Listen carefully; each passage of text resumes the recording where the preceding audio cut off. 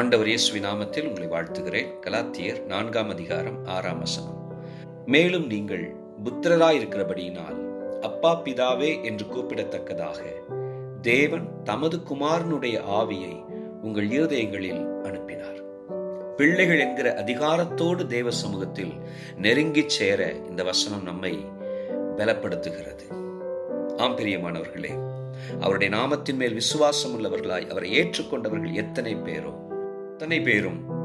அவருடைய பிள்ளைகளாகும்படி அதிகாரம் கொடுத்தார் என்று வார்த்தை சொல்லுகிறதே.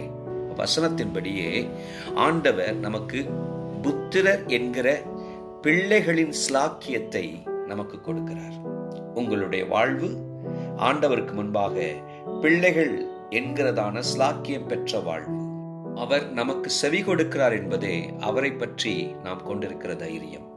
கர்த்தர் உங்களை பிள்ளைகளாய் நடத்துவார், மகிமைப்படுத்துவார்.